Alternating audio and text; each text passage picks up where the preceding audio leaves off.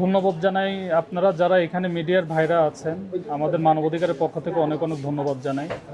আপনাদের মিডিয়ার মাধ্যমে, প্রচারের মাধ্যমে আমরা একটা জিনিস দেখতে পাই, সেটা হচ্ছে যেটা সুজন ভাই নামে গাজীপুর ডিস্ট্রিক্টের আওতাভুক্ত একটা ভাই আমাদের মাঝ থেকে বিদায় নেন। তারই বাবা হচ্ছে কপিল উদ্দিন চাচা। তিনি একজন মুরব্বী মানুষ।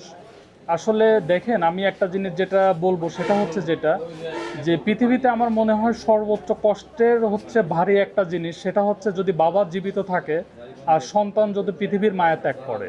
পৃথিবীতে ঈদ থেকে কষ্টের হয়তো বা আর কোনো কিছুই নাই, কিন্তু একসাথে চলতে গেলে বাবা সন্তানের মধ্যে অনেক সময় ভুল বোঝাবুঝি হয় বা ভুল বোঝাবুঝি থাকে। তাই বলে এই নয় যে এটা সারা জীবন থাকে। এই যে আপনার হচ্ছে আমার কপিল চাচা যিনি আছেন, ওনাকে নিয়ে আমাদের মধ্যে অনেক নেগেটিভিটি কিছু দিক অনেকে ছড়িয়ে বেরিয়েছে। একটা জিনিস ফলো করে দেখেন, এই চাচা আজকে এই আপনার হচ্ছে সুজন ভাইয়ের ওয়াইফ যিনি আছেন, সুজন ভাইয়ের দুটা বাচ্চা রেখে গিয়েছেন। এই দাদার যদি এই নাতিদের প্রতি ভালোবাসা না থাকতো, তাহলে আজকে কিন্তু তিনি কখনোই এই জমি কিন্তু দিতেন না। এই যে জমির হচ্ছে আপনার দলিল কিন্তু উনি করে দিয়েছেন। কেন করে দিয়েছেন? সুজন ভাই তার সন্তান, আর সুজন ভাই রেখে যাওয়া দুটা সন্তান হচ্ছে তার নাতি। তো আপনাদের মাধ্যমে আমি একটা কথাই বলতে চাই, যে আমরা যারা এই মুরব্বী কফিল উদ্দিন চাচাকে নিয়ে নেগেটিভিটি ভেবেছি, আজকে কিন্তু এই জিনিসটা উনি পজিটিভিটি একটা ধারণ করেছেন।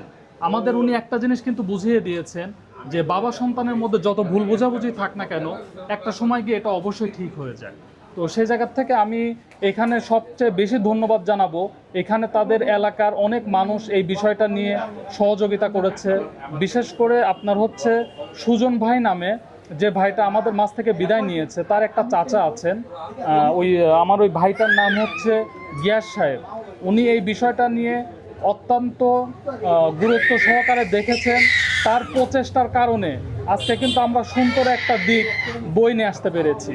আপনারা দেখেন, এই চাচাটা মানে আমাদের কি একটা কথা বলেছে, যে বাবা, আমার সন্তানটা পৃথিবী থেকে চলে গিয়েছে, আমার মনের অবস্থাটা হয়তো বা কেউ বুঝতেছে না, মানুষ আমাকে নিয়ে কত নেগেটিভ কথা বলতেছে, কিন্তু একমাত্র আমি জানি আমার মন কি বলতেছে। তো সেই জায়গা থেকে আমি একটা কথাই বলবো, যে আপনারা সবাই এই আপনার হচ্ছে আমার যে চাচা আছে কফিল উদ্দিন চাচা, ওনাকে প্রতি নেগেটিভিটি না নিয়ে আসে, ওনার প্রতি ভালোবাসা নিয়ে আসেন। একটা কারণেই, যাকে নিয়ে আমরা এত কমেন্ট ছড়িয়েছি নেগেটিভিটি, আর দেখেন তিনি কি করলো, উদারতার একটা পরিচয় দিয়েছে। সে কিন্তু তার নাতিকে জমি রেজিস্ট্রি করে দিয়েছে। তো এই বিষয় নিয়ে আমি হচ্ছে আমাদের সম্মানীয় ভাই গিয়াসউদ্দিন ভাই আছে, তার সহযোগিতায় এই জিনিসটা সম্পূর্ণ হয়েছে। তার থেকে আমরা একটু কথাগুলো শুনবো। ভাইজান, আপনি যদি একটু বলেন আপনার ভাইয়ের ব্যাপারে।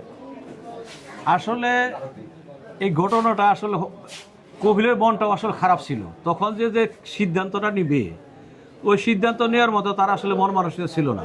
তো আমরাও অনেকটা ভুল বুঝতে পেরেছি। ভুল বোঝার কারণে অনেক কিছু হয়ে গেছে। আমারও আসলে সময়ের জন্য এই কাজটাও করতে পারি নাই। আমার ভাই আমার সাথে ফোনে অনেক কথা হয়েছে, পরে বলছে, ভাই তুমি যেটা করবা আমি সেটা মেনে নিব। তো আমি আসলে যেটা নেগেটিভিটি ছড়িয়েছে সেটা থেকে পরিত্রাণ পেতে চাই, এবং আমিও নিজেও লজ্জিত। আজকে আমার ফ্যামিলি এত এই ধরনের সবার কাছে একটা ছোটো হয়েছে। আর কপিল আমাকে বলছে, ভাই তুমি যেটা বলবা সেটা আমি মেনে নিব। তো আমি পরে ওকে আমি সাথে নিয়ে আমি সময় পাই না, সেই জন্য একটু লেট হয়ে গেছে। সে লেটের কারণে আজকে সংবাদ মাধ্যমে অনেক জায়গায় অনেক খারাপ প্রচার হয়েছে যে আমার কপিল ভাই অনেক খারাপ। আসলে তার মেন্টালিটি ভালো। আমি তাকে বুঝিয়েছি যে তোরই নাতি নাতিন এরাই বুক করবে, এখানে কেউ যেন বুক করতে না পারে। আমরা ওইভাবেই দলিল করে দেবো, ওইভাবেই আমরা চিন্তা আমাদের কাজ করব, যাতে তোর নাতি নাতিন সুখে থাকলে তুই ভালো থাকবি, তোর মনও ভালো থাকবে। যাই হোক, সেটা আজকে আমরা সেইটা থেকে পরিত্রাণ পেলাম, এবং আমার ভাই ছোটো ভাই কপিল উদ্দিন জায়গা তাদের নামে রেজিস্ট্রি করে দিচ্ছে। তো আর বেশি কিছু বলতে চাই না, আপনাদের কাছে এই কথা বলেই বিদায় নিচ্ছি। আসসালামু আলাইকুম। আর এখানে আমি একটা জিনিস মিডিয়ার ভাই যারা আছেন তাদের মাধ্যমে বলতে চাই, সেটা হচ্ছে যেটা, আমি মানবাধিকারের পক্ষ থেকে, যেহেতু সে হচ্ছে আমার বাবা সমতুল্য মুরব্বী মানুষ, আমার নিজেরও বাবা আছে, সে জায়গার থেকে আমি ওনার হয়ে দেশবাসীর কাছে ক্ষমা প্রার্থনা করছি। উনি হয়তো বা কোনো কারণে সন্তান পৃথিবী থেকে বিদায় নেওয়ার কারণে, হয়তো বা তার মনের অবস্থানটা ভালো না থাকার কারণে হয়তো বা একটু ভুল বোঝাবুঝি বা মিসিং থাকতে পারে। তো আসলে যেহেতু সে আমার বাবার মতো, তো আমি তার সন্তান হয়ে সবার কাছে ক্ষমা প্রার্থনা করছে আপনারা এই মুরব্বিটাকে নিয়ে আর কোনো প্রকার কোনো নেগেটিভিটি কোনো ভিডিও ছড়াবেন না। শুধু এতটুকুই দেশবাসীর কাছে জানিয়ে দেন, যে মানুষ ভুল করে ওই মানুষটাই যদি আবার ভুলটা শুধরায় নেয়, উনি কিন্তু মহান। তো এর উদারতার পরিচয় কিন্তু আমার মুরব্বী চাচাই দিয়েছে। তো চাচা, আপনার কাছে আমি মানবাধিকারের পক্ষ থেকে একটা সহযোগিতা কামনা করি বা একটা অনুরোধ করতে চাই। সেটা হচ্ছে চাচা, দেখেন আসলে ভুলভ্রান্তি নিয়েই তো মানুষ। আপনারও আল্লাহ তাআলা একটা মেয়ে দিয়েছে, হয়তো বা আপনার বেটার বড়ও কিছু ভুলভ্রান্তি থাকতে পারে।